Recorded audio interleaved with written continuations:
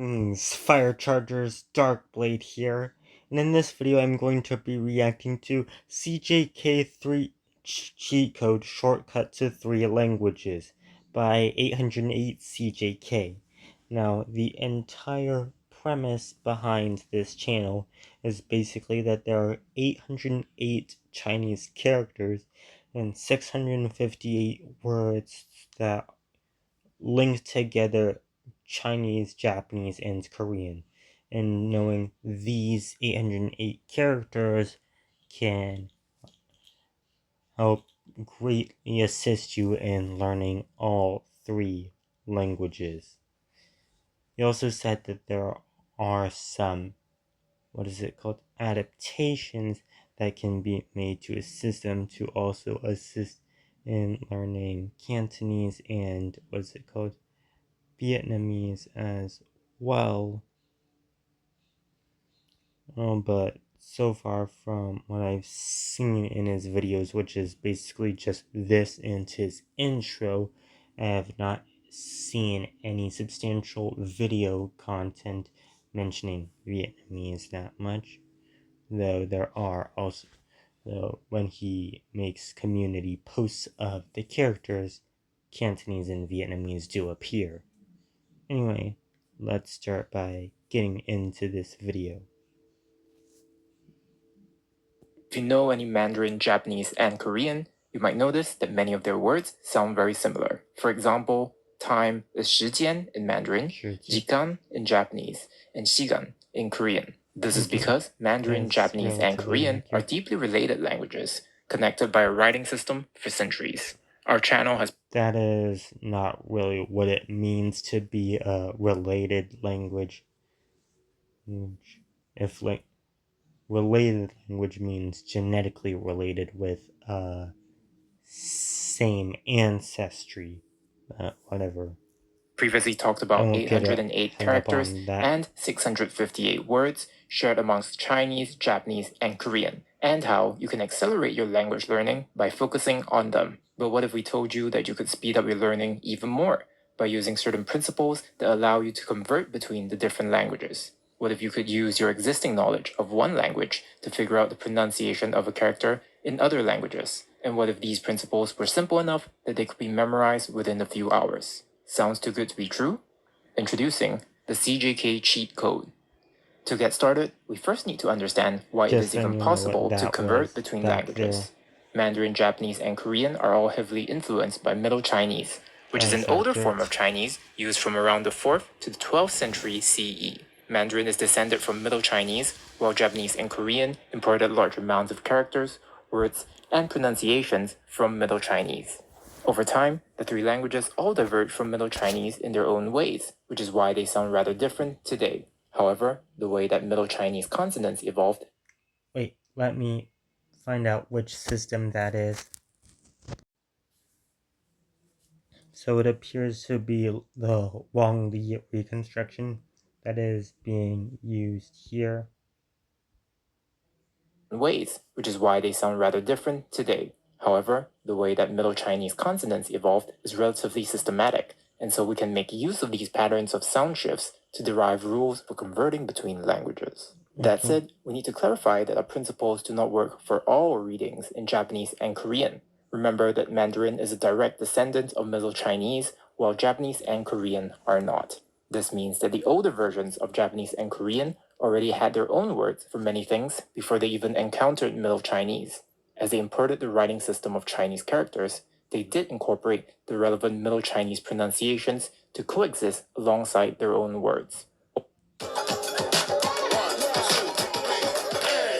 And a middle ad that came out. A diaper this leak free sets and them the free. second middle Only Pampers ad Cruisers in a 360 have a 360 strip. They did incorporate the relevant Middle Chinese pronunciations to coexist alongside their own words. Overall, it is estimated that 60% of modern Japanese and Korean vocabulary is derived from Middle Chinese, and hence are theoretically derivable from our system. Exactly which 60% of Japanese and Korean can our system predict? Simply, they are the sound readings. Let us explain. Japanese still writes with Chinese characters, which they call kanji. This means that many native words are still written with Chinese characters, even though the pronunciation has nothing to do with the Middle Chinese pronunciation. These cases, where they only keep the meaning of the character but not the sound, are called kunyomi, which translates to meaning reading. Meanwhile, the cases where both the meaning and the sound of the character are used are called onyomi, which translates to sound reading. These two types of readings can be observed when using the honorific prefix in Japanese. When you And from what I've seen, I don't know if he goes into it in this video. Well, I've watched it before, and to the best of my memory, he doesn't. But there are different types of onyomi. There's the original goon, then there's the later kanon, which supplanted it to an extent. Then there's an even later toon, that kind of stuff. Want to show respect to the person you are speaking to, you can add the prefix o or go before nouns. O is usually used before nouns that use the kunyomi or meaning reading, like in osake. Go is generally used before nouns that use the onyomi or sound reading, like in goryoshin. The same prefix. One sign that this is an onyomi pronunciation is that Chinese pronunciation is that it begins with a voiced obstruent. And also the accompanying word begins with an R and has a yon. Has two pronunciations because it is actually a character that itself has two readings. It is read as O in the meaning reading and Go in the sound reading. For kanji, we cannot use Middle Chinese pronunciations to guess the pronunciation of the kunyomi or meaning reading because its pronunciation is unrelated to Middle Chinese in the first place. This means that our system only works for the onyomi or sound reading of Japanese. As for Korean, it used to have equivalents for kunyomi and onyomi, which are hundok and umdok. However, modern Korean no longer uses Chinese characters, which they call hanja, in normal writing. This means that there is no need to use the hundok or meaning reading of these characters to represent native words. Therefore, when we talk about a Korean hanja reading, it basically refers to the umdok or sound reading. Again, this is exactly the kind of reading that our system can predict. Now that we have laid the theoretical foundation, let us move on to explain this. Do Korean and Vietnamese have anything similar to what Japanese has with the different waves of Sinozenic borrowing? System itself. However, be warned that, since we need to present a lot of information, there will be quite a number of tables ahead. Let us begin. A Middle Chinese syllable can be divided into three parts.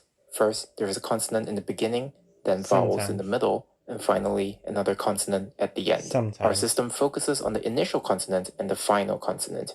Initial consonants can be divided into 6 groups, while final consonants can be divided into 7. You can think of each group as a natural family of sounds. Suppose that a character begins with an initial consonant in one group in Japanese. This means that, most likely, the character will begin with an initial consonant in the same group for Mandarin and Korean. Therefore, once you are familiar with which sounds fall within which groups, you can use your knowledge of the character in one language to fill in your gaps in the other languages. There is one simple principle that defines each group of initial consonants. Similar sounds belong to the same group. But what exactly makes consonants similar? To explain this, we need to first understand what a consonant is. Sounds are produced when air flows from your lungs and out your body through your mouth and nose. Simply, consonants are those sounds which are produced when the flow of air is obstructed in some way. This is in contrast to vowels, which are sounds produced by unobstructed airflow. You can roughly classify consonants along 2 dimensions based on the nature of the airflow's obstruction. Consonants can differ based on the location where the obstruction occurs. In linguistics, this location is called the place of articulation. Consonants can also differ based on the way the airflow is obstructed, or the manner of articulation. Those are also the 2 dimensions in the IPA consonant chart. Consonants are therefore similar if they have the same place of articulation or manner of articulation.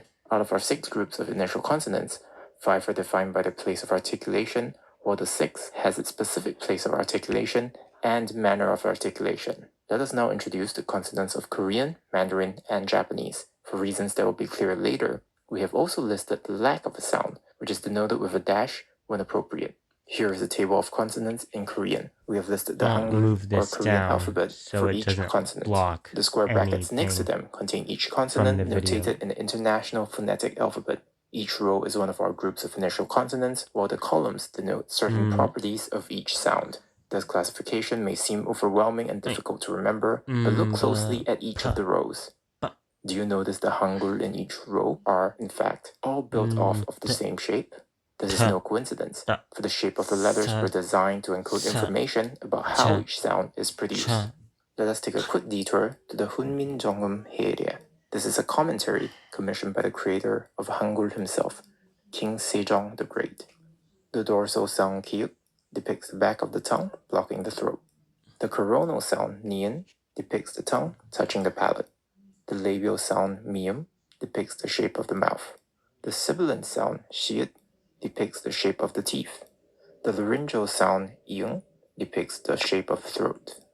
Each of the 5 shapes indicates the place of articulation, and therefore each corresponds to one of our groups of initial consonants. We will go into more detail later about where each place of articulation is. For now, just know that almost all other consonants in Hangul are created by adding additional strokes to these 5 shapes. This is why you can tell the place of articulation of each Korean consonant, and hence which group they belong to, just by looking at the way it is written in Hangul. That's it, we have one exception for our final group of initial consonants. This is the semicoronal / By the way, the triangle letter is no longer in use. Lateral consonants, represented by ryul in Hangul. This differs from the other groups because it has a different manner of articulation. It does not form from any of the other 5 shapes, and it does not form any other letters. As such, it is the only consonant in the group. Zevo works 24/7 to attract and trap flying insects. Having insurance isn't the same as having State Farm. It's like getting Bateman when you need Batman. Stop! Whoa, cat lady!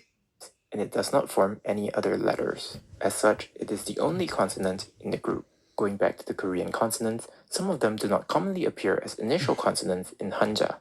We are therefore left with these 13. Those are the doubles and ka. The aspirated ka sounds. We will go into more detail on each of the groups later. Moving on to Mandarin, here is the pinyin alongside the International Phonetic Alphabet for each consonant. They are categorized into the same 6 groups as the Korean consonants, and indeed, many of the sounds are identical. One sound, does not appear as an initial consonant. In this dialect.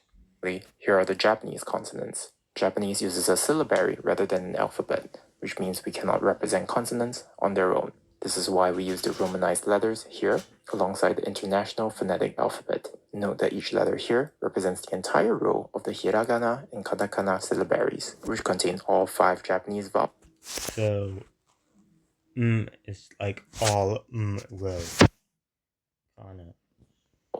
In some consonant-vowel pairings, the initial consonant differs from others in the same row. Therefore, when referring to the h row, we also include the f consonant. Similarly, when referring to the t row, we also include ch and ts. Also, for the first row, the sound h is not technically the unvoiced version of b. However, we arranged it this way because the h row used to be pronounced as p, which is the unvoiced version of b. This also matches the larger pattern where unvoiced sounds are turned into the voiced sounds by adding the 2 strokes known as the duck pen. Lastly, the p row is not common in kanji sound readings. With that, we can group the consonants across the 3 languages. From top to bottom, we have Korean, Mandarin, and Japanese. Here then is a rough chart of all 6 groups of initial consonants.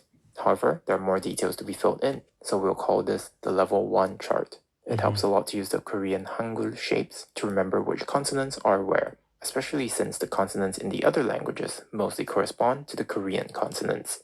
Moreover, you can always double-check which group a sound belongs to by producing the sound and observing whether airflow is obstructed in your mouth. While it is not necessary to use Hangul to memorize our 6 groups, we think it is the most convenient way.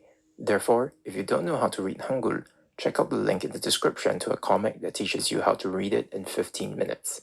For a more in-depth explanation of Hangul using the International Phonetic Alphabet, we have also linked to a playlist of videos by Fluent Forever on Korean pronunciation.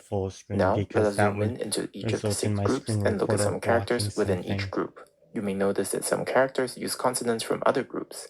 We will account for those in levels 2 and 3 of our chart. The first group is the labial consonants, where the airflow is obstructed using the lips. The name labial is derived from the Latin word labia, which means lips. King Sejong also calls them the lip sounds. In Hangul, these are the consonants based on the square, which is meant to depict the shape of the mouth as seen from the front. This is also identical to the character for mouth. For Korean, we have m, p, p. For Mandarin, we have m, b, p, f. For Japanese, we have m, h, b. Here are some characters within this group. By the way, the was produced by a sound change. It was originally pia or something like that in early Middle Chinese. We have also included a reconstructed Middle Chinese pronunciation for comparison. The second group is the coronal consonants, where the airflow is obstructed using the flexible front part of the tongue. The name coronal is derived from the Latin word corona, which means crown. The tip of the tongue used in producing these sounds can be thought of as the head wearing the crown. King Sejong calls these the tongue sounds. In Hangul, these are the consonants based on the nian, which depicts the side view of the tongue touching the top of the mouth. For Korean, we have n, t, and t. For Mandarin, we have n, t, t. For Japanese, we have n, t, d. Here are some characters within this group. The third group is the sibilant consonants, where the tip of the tongue directs a stream of air towards the teeth. Since the tip of the tongue is used, sibilants are technically a subset of coronal consonants. However, since there are so many sibilants in Mandarin, Japanese, and Korean, they have been separated out into their own group. The name sibilant is derived from the Latin word sibilans, which means hissing.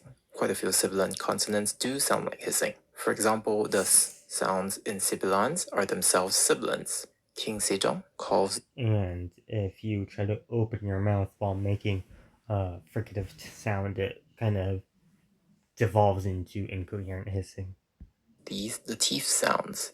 In Hangul, these are the consonants based on the shiut. This is supposed to depict the shape of the teeth. For Korean, we have s, j, ch.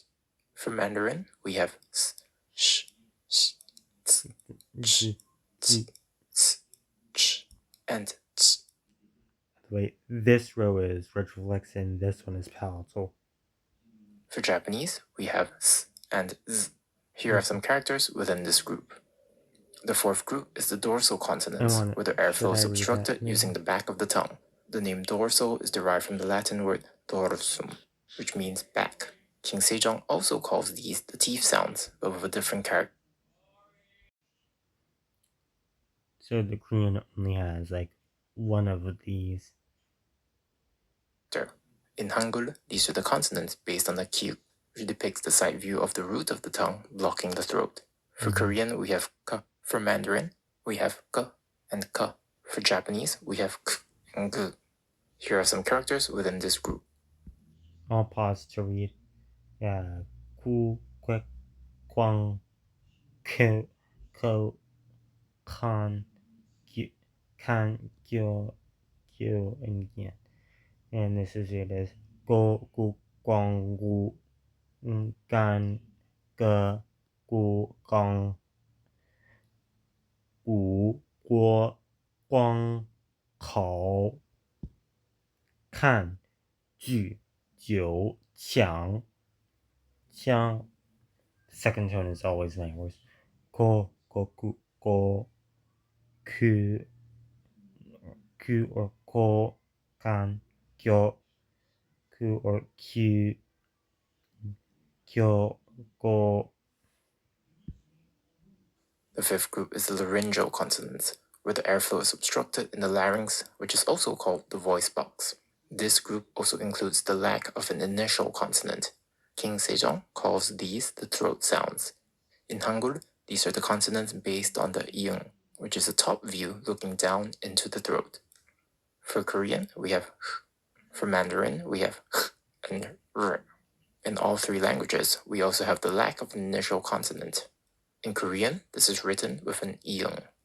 The y and w sounds we included in this table are not actually consonants. They are actually vowel sounds. However, when there is no consonant preceding them, they signal the start of a new syllable like initial consonants usually do. Therefore, they are not actually different from the lack of an initial consonant, but they are included here because the use of Y and J in Mandarin Pinyin and Japanese romanization tends to make us think of them as consonants. Here are some characters within the group. This weird reflex tail. I won't try to pronounce the reconstructed ones, but I can do this. In, ya, I, an, yo, wi, hua, ha, ren, ru, er, an. And this is yao, wei, he, nin or jin, zhou or nyo. The reason there are different types of onyon. There's the kaon, there's the gon, there's the ton. I won't look up which one of these was which. Ji, an, yo, I, o, ba, ka. The sixth group is the semicoronal/lateral consonants, where the airflow is obstructed using the tongue, causing the air to flow along the sides of the tongue. Since these sounds involve the tip of the tongue touching the top of the mouth, it is related to the coronal consonants in terms of the place of articulation. However, it is further distinguished by its manner of articulation, being a lateral approximant. The air flows along the sides of the tongue, hence lateral. The airflow is relatively unobstructed, and so these are put in the unvoiced, unaspirated, which is... You want the bread thing? Anyway, technically these are sonorants, so they are voiced, but I won't get all of that. So the sound approaches being a vowel, hence approximant. King Sejong calls these the half-tongue sounds. In Hangul, this is the consonant ryul. For Korean, we have r. For Mandarin, we have r. For Japanese, we have r. Here are some characters within this group. There's ra, ryu, ron, rim, rit, ye, rie, ro, luo, liu, lun, lin, li, li, lao, raku, liu or ru, ron, lin, ritsu, or liu, rai, rei, rei, ro.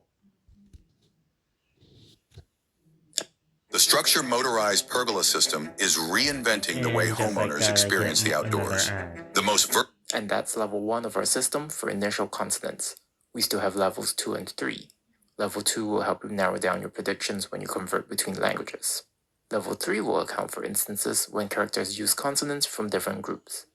However, we know that level 1 is already a lot to take in, so feel free to skip to the section on final consonants if you want some time to digest the information.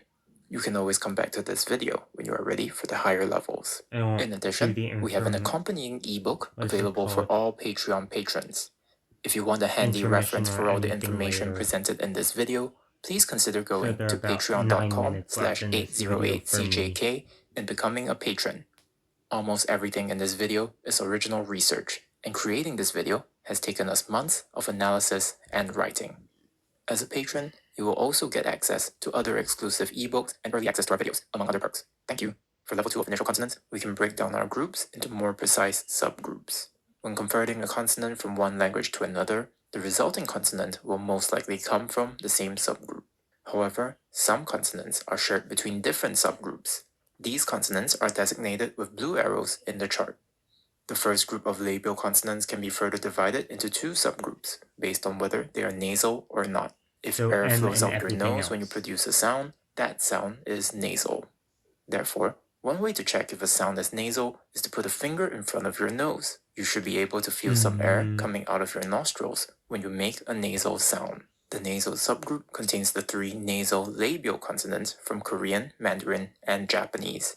The non-nasal subgroup contains the rest of the labial consonants. However, while the Japanese b is non-nasal, it is shared with the nasal subgroup. In other words, both non-nasal and nasal labial consonants convert to the Japanese b.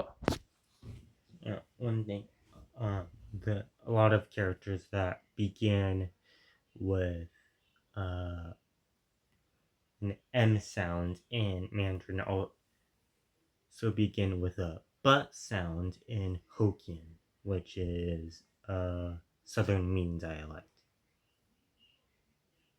So that's an interesting correlation. The second group of coronal consonants can also be further divided into nasal and non-nasal subgroups. Yeah, Hokkien doesn't The nasal work subgroup here. contains the three nasal coronal consonants from L. Korean, Mandarin, and Japanese. The non-nasal subgroup contains the rest of the coronal consonants. However, while the Japanese "the" is non-nasal, it is shared with the nasal subgroup. In other words, both non-nasal and nasal coronal consonants convert to the Japanese "the." The third group of sibling consonants cannot be readily divided into further subgroups. Similarly, the fourth group of dorsal consonants cannot be readily divided into further subgroups. The fifth group of laryngeal consonants can be further divided into two subgroups. One subgroup contains characters whose initial consonant was R in Middle Chinese. The other subgroup contains all other characters beginning with laryngeal consonants. For characters in the first subgroup, most begin in Mandarin with R, while others have no initial consonant at all. Those without the Mandarin initial consonant are pronounced as either or This is due to a process named erhua, where characters develop a r as a final consonant at all. Those without the Mandarin initial consonant are pronounced as either or. Laryngeal consonants can be further divided into two subgroups. One subgroup contains characters whose initial consonant was r in Middle Chinese. The other subgroup contains all other characters beginning with laryngeal consonants. For characters in the first subgroup, most begin in Mandarin with r, while others have no initial consonant at all. Those without the Mandarin initial consonant are pronounced as either or. This is due to a process named erhua, where characters develop a r as a final consonant. However, a character can only have r as a final consonant if it does not have an initial consonant. Therefore, the initial r is dropped. Characters in this subgroup do not have an initial consonant in Korean. Their Japanese initial consonants will be discussed in level 3. The sixth group of semicoronal/lateral consonants, containing only one consonant per language, cannot be divided into further subgroups. Makes sense. That's it for level 2 of initial consonants. With the introduction of subgroups, you should be able to predict consonants more precisely when converting between languages. When guessing the initial consonant for an unfamiliar language, it will most likely be a consonant within the same subgroup. Finally, level 3 of our system is when consonants are shared across groups, designated by yellow arrows. While the chart looks quite messy, it is actually relatively straightforward when you look at it group by group. Consider the first group of labial consonants. Just know that the nasal subgroup also includes the Mandarin W. For the second group of coronal consonants, the non-nasal subgroup includes the Korean J and Ch, and the Japanese Z. The third And what? For example, I don't think I know. third group of sibling consonants include the Japanese T. Did you know that you could be generating 10 grand a month or more by simply teaching other people what you already know, extract that into... The third group of sibling consonants include the Japanese T. The fourth line of dorsal consonants include the Mandarin Ji and Qi. Yeah, because both what's it called? Both the velar plosives and the alveolar affricates palatalized to these sort of palatal affricates in those situations. So you have gi and so it's not just ji and qi that became ji and qi. Ji and qi, gi and qi also did. For the fifth group of laryngeal consonants, we previously noticed that one subgroup lacked Japanese consonants. This subgroup actually includes the Japanese N and Z. Meanwhile, the other subgroup includes the Mandarin Xi and the Japanese K and G. Yeah, I think the reason for this is because there are some that originally began with an consonant in Middle Chinese that's this sound, and that went into Japanese undergoing some nasal to plosive hardening and became G.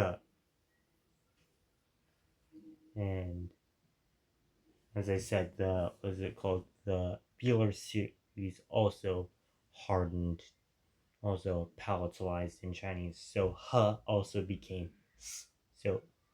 So he also became xi.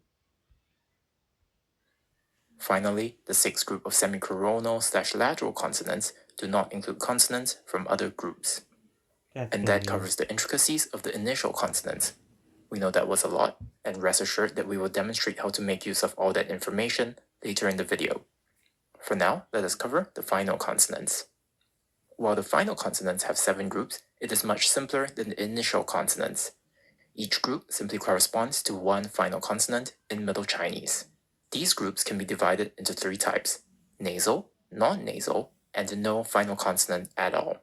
The non-nasal consonants only occurred in characters of a specific tone in Middle Chinese, called the entering tone.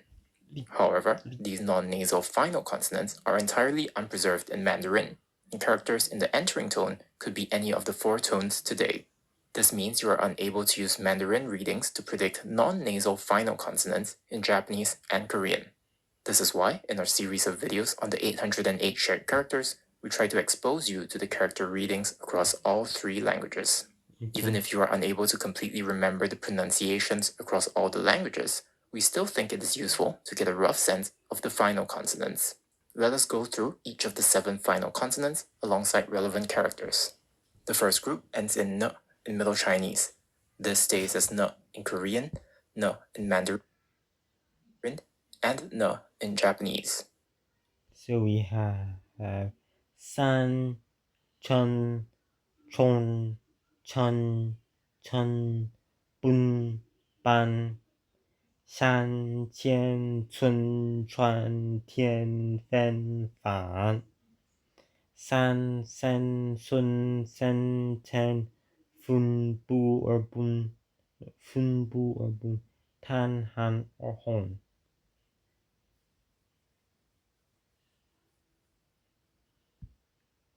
The second group ends in m in Middle Chinese. This stays as m in Korean. However, it becomes n in Mandarin and n in Japanese. Sim, gum, gam, nam, gum, lim, nyan. Xin, jin, gan, nan, jin, lin, nian. Xin, king or kon, kan, dan or nan, king or kon, lin, nen. I'll stop because this will take too long. The third group ends in Middle Chinese. This stays as in Korean and in Mandarin. However, it becomes I and U in Japanese. These 2 vowels are added to the end of existing vowels, forming the long vowels of O, E, and U. The fourth group ends in P in Middle Chinese. This stays as P in Korean, but disappears entirely in Mandarin. It becomes 3 different sounds in Japanese. First, it becomes an U. This is added to the end of an existing vowel, forming the long vowels of O or U. It did originally become pu, but Japanese sound changes led to the p becoming an n, then dropping out between vowels, mostly leaving just the medial vowel and then u, which then contracted. Second, it becomes t. Third, it becomes a geminate consonant, or sok-on, written with a small t. You can think of this as a doubling of the consonant that follows it. For example, if po with a geminate consonant is followed by ki, it becomes pokki. This phenomenon happens in other non-nasal final consonants as well, but it is most common in this group. Overall, gemination can occur when a character ends in t, chi, k, and ki. T and chi can become the geminate consonant or small t when it is followed by the consonants k, s, t, or h. For k and ki, this only happens when it is followed by the consonant k. The fifth group ends in t in Middle Chinese. This stays as t and chi in Japanese. It becomes r in Korean and disappears entirely in Mandarin. The sixth group ends in k in Middle Chinese. This stays as k in Korean and k and ki in Japanese. It disappears entirely in Mandarin. Finally, the seventh group has no final consonant in Middle Chinese. As such, it also has no There are actually 3 different types of no final consonant codas. There's the pure monophthong coda, which is just nothing after the medial vowel. There is also the E coda, where it adds an E vowel, kind of like forming a diphthong with the medial, and then there's the U coda, which adds an U vowel after a medial, forming a diphthong that way. Final consonant in Korean and Mandarin. For Japanese, this means they will not end in any of the sounds which distinguish the other groups, like n, ts, chi, k, or ki. Instead, the only consonant will be at the start of the character. Overall, Korean best preserves the distinctions between the Middle Chinese final consonants. As such, there are final consonants of Middle Chinese that become the same sounds in Mandarin and Japanese. This sometimes makes it difficult to distinguish the specific Middle Chinese final consonant by simply using the Mandarin or Japanese reading. First, n and both become n in Mandarin and n in Japanese. Second, as previously mentioned, Mandarin does not preserve the non-nasal final consonants. Third, p and t both become ts in Japanese. Lastly, n and p both become u to form the long vowels o or u. In addition, characters without the final consonant in Middle Chinese can also end in the long vowels o or u in Japanese. Therefore, there can be some difficulties when deducing final consonants from just Mandarin or Japanese. However, you will probably get it right within a few tries. If you ever walk alone at night, you need... And that is all for this video, because what's next is probably the intermission and demonstration, which I said I won't get into. So anyway, I'll copy the link so you can see the original, and make sure to like and subscribe to me and to 808 CJK if you want.